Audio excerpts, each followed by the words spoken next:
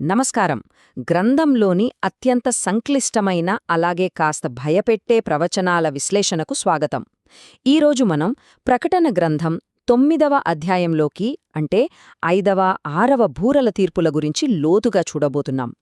ఈ అధ్యాయం కేవలం ఏదో జరగబోయే ప్రవచనం మాత్రమే కాదు సుమా, ఇది మానవ నైజాన్ని చూపించే ఒక పెద్ద అద్దమని చెప్పొచ్చు. ప్రకృతి మీద కాకుండా నేరుగా మనుషుల మీదే పడే ఈ దైవోగ్రత తీర్పులు ఎలా ఉంటాయో వాటి వెనుకున్న అసలు రహస్యాలేంటో ఇప్పుడు మనం తెలుసుకుందాం. సరే, ఈ విశ్లేషణలో మనం ప్రధానంగా 3 విషయాలను వరస క్రమంలో చూద్దాం.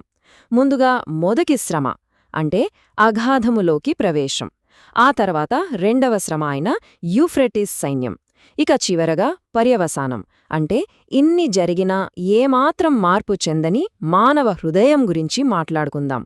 పదండి, మొదలు పెడదాం. మొదటి భాగం, మొదటి శ్రమ, అగాధములోకి ప్రవేశం. ఇంతకు ముందు జరిగిన తీర్పులన్నీ ప్రకృతిని దెబ్బతీశాయి కదా, కానీ ఈ 5వ బూర మాత్రం నేరుగా మనుష్యుల మీదే పడుతుంది. ఇక్కడ జరిగే సంఘటనలు చూస్తే మొదట ఆకాశం నుండి ఒక నక్షత్రం నేలమీద రాలుతుంది.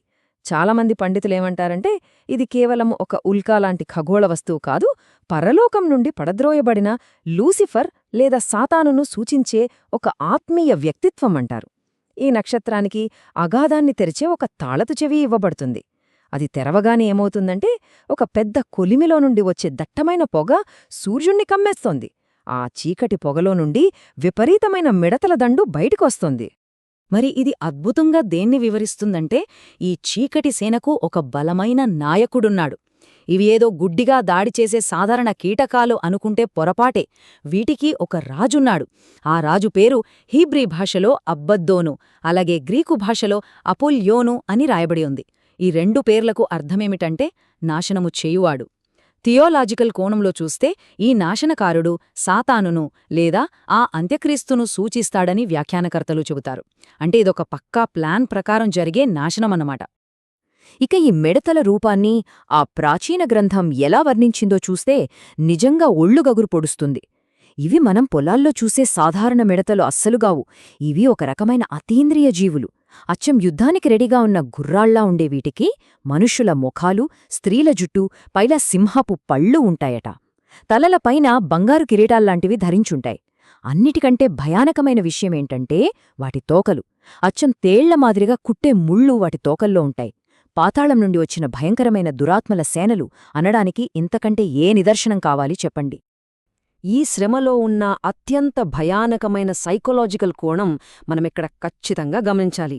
ఆ తేలులాంటి ముళ్లతో మిడతలు కుట్టినప్పుడు కలిగే వేదన ఎంత భయంకరంగా ఉంటుందంటే ఆ బాధను తట్టుకోలేక ఇక చనిపోతే బాగుండు అని మనుషులు కోరుకుంటారు. కాని ఇక్కడే ఉంది అసలు ట్విస్ట్. చావు వారికి రాదు. ఆ బాధ నుండి తప్పించుకోవాలని ఎంత ప్రయత్నించినా మరణం వారి నుండి పారిపోతుందట. ఆలోచించండి, చావు కూడా దొరకని అత్యంత దుర్భరమైన మానసిక, శారీరక హింస ఇది. అయితే ఇక్కడ మనం గుర్తుపెట్టుకోవాల్సిన ఒక ముఖ్యమైన విషయం ఉంది. ఈ మిడతలకు అపరిమితమైన స్వేచ్ఛ లేదు. వాటికి కేవలం 5 నెలలపాటు మాత్రమే మనుషులను వేధించడానికి అనుమతి ఉంది. అంతేకాదు, అవి గడ్డినిగాని చెట్లనిగాని అంటే ప్రకృతిని అస్సలు నాశనం చేయకూడదు. కేవలం దేవుని ముద్ర నొసటిపై లేని మనుషులను మాత్రమే అవి టార్గెట్ చేయాలి. పైగా వారిని చంపడానికి వాటికి పర్మిషన్ లేదు, కేవలం వేధించడానికి మాత్రమే. ఇదంతా దేవుని సార్వభౌమాధికారాన్ని స్పష్టంగా చూపిస్తుంది. ఇప్పుడు 2వ భాగంలోకి వెళ్దాం. 2వ శ్రమ, యూఫ్రటీస్ వద్ద ఉన్న భయంకరమైన సైన్యం. 6వ బూర ఊదగానే ఈ 2వ శ్రమ స్టార్ట్ అవుతుంది. ఆ ప్రాచీన గ్రంథంలో సమయం గురించిన ఖచ్చితత్వం చూస్తే నిజంగా ఆశ్చర్యమేస్తుంది. యూఫ్రటీస్ నది దగ్గర బంధించబడిన ఆ 4 ఉగ్రత దూతలు ఏకపక్షంగా ఇష్టమొచ్చినప్పుడు విడుదలకారు. వారు ఒక నిర్దిష్టమైన సమయం, నెల, దినం మరియు గడియ కొరకు పక్కాగా సిద్ధం చేయబడి ఉన్నారు. దీన్ని బట్టి మనకేమర్థమవుతుందంటే చరిత్రలో జరిగే ప్రతి విపత్తు వెనుక ఒక దైవికమైన టైంలైన్ ఉంటుందని. ఆ నిర్దేశిత సమయం రాగానే వారు లోకాన్ని శిక్షించడానికి ఒక్కసారిగా విడుదల చేయబడతారు. ఇప్పుడు అసలు విషయానికొద్దాం. ఈ 2 శ్రమల మధ్య ఉన్న తేడా చూస్తే ఆశ్చర్యపోతాం. 5వ బూరలోని మిడతలకు కేవలం 5 నెలల పరిమితి మాత్రమే ఉంది. పైగా ప్రాణాలు తీసే అధికారం లేదు.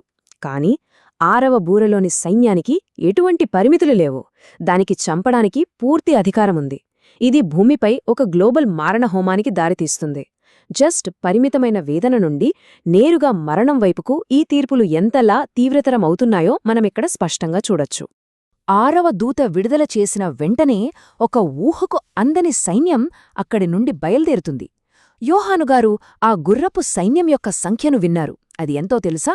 అక్షరాల 20 కోట్లు, అంటే 200 మిలియన్లన్మాట. ఆ ప్రాచీన కాలంలో ఇంతటి భారీ సంఖ్యను ఊహించడం కూడా అసాధ్యం కదా.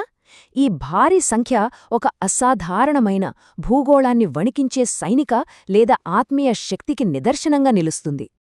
ఈ స్లైడ్లో నిజంగా భయపెట్టే విషయమేమిటంటే, ఈ 20 కోట్ల సైన్యం చేసే నాశనం యొక్క స్థాయి.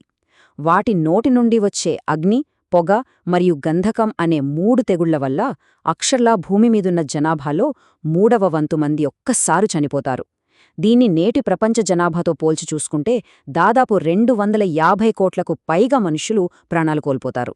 ఒకసారి ఊహించుకోండి, ఇది మానవ చరిత్రలోనే కనీ విని ఎరుగని అతి పెద్ద విపత్తు.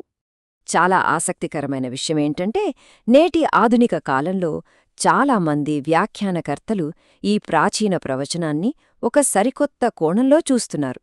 మొదటి శతాబ్దానికి చెందిన యోహాను మన 21వ శతాబ్దపు ఆధునిక యుద్ధ యంత్రాలను చూసి తనకి తెలిసిన పదాలతో ఇలా వర్ణించి ఉంటారని వారు భావిస్తారు. అంటే గుర్రాల నోటి నుండి వచ్చే అగ్ని, పొగను ఆధునిక మిస్సైళ్లుగా లేదా బాంబులుగా, వాటి కవచాలను ఆర్మర్డ్ యుద్ధ ట్యాంకులుగా, అలాగే హాని చేసే పాముల వంటి తోకలను బయోలాజికల్ ఆయుధాలుగా వారు అన్వయిస్తారు. ఆ ప్రాచీన పాఠ్యానికి ఈ ఆధునిక దృక్పథం ముడిపెట్టడం నిజంగా చాలా థాట్ ప్రొవోకింగ్గా ఉంది కదూ. ఇక చివరి భాగం, పర్యవసానం, మార్పు చెందని హృదయం. ఇన్ని భయంకరమైన విపత్తులు, మరణాల తర్వాత ప్రాణాలతో బయటపడినవారు ఎలా స్పందించారు అన్నది మానవ నైజం యొక్క లోతులను బయటపెడుతుంది. ఈ అధ్యాయం ముగింపు ఒక విషాదకరమైన, విరుద్ధమైన సత్యాన్ని మన ముందుంచుతుంది. భూమిపై 3వ వంతు జనాభా నాశనమైన తరువాత కనీసం మిగిలినవారైనా భయంతో తమ తప్పులు సరిదిద్దుకుంటారని ఎవరైనా అనుకుంటారు. కాని ఆశ్చర్యకరంగా బ్రతికి ఉన్న మనుషులు తమ చేతుల పనులను విడిచిపెట్టలేదు. ఏమాత్రం పశ్చాత్తాపపడలేదు. విపత్తుల తీవ్రత మానవుని మొండితనాన్ని ఏమాత్రం మార్చలేకపోయింది. ఈ అధ్యాయంలో వాడబడిన ఒక పర్టిక్యులర్ పదాన్ని మనం ఖచ్చితంగా గమనించాలి. అదే ఫార్మకియా. ప్రాచీన గ్రీకులో ఈ పదానికి మంత్రక్రియలు అనే అర్థమున్నప్పటికీ దాని లోతైన అర్థంలో చేతబడులు మరియు ముఖ్యంగా మైండ్ ఆల్టరింగ్ డ్రగ్స్ అంటే మత్తు పదార్థాల వాడకం కూడా ఇమిడి ఉన్నాయి. బ్రతికి ఉన్న జనాభా ఈ ఫార్మకియా వ్యసనాలకు బానిసలైపోయి వాటిని వదిలిపెట్టడానికి ససేమిరా అన్నారని గ్రంథం స్పష్టంగా చెబుతోంది. బ్రతికి ఉన్న మానవాళి నైతిక పతనం ఎంత దారుణంగా ఉందో మనం ఇక్కడ చూడొచ్చు. వారు కేవలం మంత్రక్రియలకు మాత్రమే ఆగిపోలేదు. వారు దయ్యాలనో విగ్రహాలనో పూజించడం మానలేదు, నరహత్యలనో ఆపలేదు. అలాగే లైంగిక పాపాలను, దొంగతనాలను ఏమాత్రం విడిచిపెట్టలేదు. మరణం సాక్షాత్తు తమ కళ్ల ముందు అలా తాండవిస్తున్నప్పటికీ ఈ వినాశకరమైన అలవాట్లను వదిలిపెట్టడానికి వారి హృదయాలు ఒప్పుకోలేదు. ఇది మనలోని కఠినమైన మానవ నైజానికి అద్దం పడుతోంది కదా.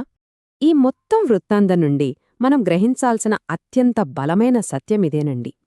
కేవలం శ్రమలో లేదా భయపెట్టటం ద్వారా మనుషులను మార్చేయగలం అని అనుకోవటం ఒక పెద్ద భ్రమ. భయం తాత్కాలికంగా నిశ్శబ్దాన్నిస్తుందేమో కాని హృదయాన్ని మాత్రం మార్చలేదు. ఈ ప్రవచనం యొక్క ప్రధాన ఉద్దేశం కూడా అదే. భయం ద్వారా వచ్చే మార్పుల పరిమితులను ఎత్తిచూపడమే. నిజమైన మార్పు అనేది కేవలం దేవుని కృప మరియు సత్యం ద్వారా మాత్రమే సాధ్యమవుతుందని ఈ విశ్లేషణ మనకు నొక్కి చెబుతుంది. ముగింపుగా ఇది మిమ్మల్ని ఆలోచింపజేసే ఒక లోతైన ప్రశ్న. చరిత్ర పొడవునా మనం చూస్తే ఎన్ని భయంకరమైన యుద్ధాలు, అంటువ్యాధులు, ప్రకృతి వైపరీత్యాలు వచ్చినా సరే మానవత్వం యొక్క లోపలి స్వభావం ఎందుకు మారలేదు? కనీ విని ఎరుగని విపత్తుల మధ్య కూడా తన అహంకారాన్ని, పాపాన్ని వదిలిపెట్టని మానవుని మొండితనానికి అసలు ముగింపు ఎక్కడా? ఇది మనం ఖచ్చితంగా మనల్ని మనం వేసుకోవాల్సిన ప్రశ్న. ఈ బలమైన సందేశంతో ఈనాటి విశ్లేషణలు ఎక్కడితో ముగిద్దాం. ఆలోచించండి.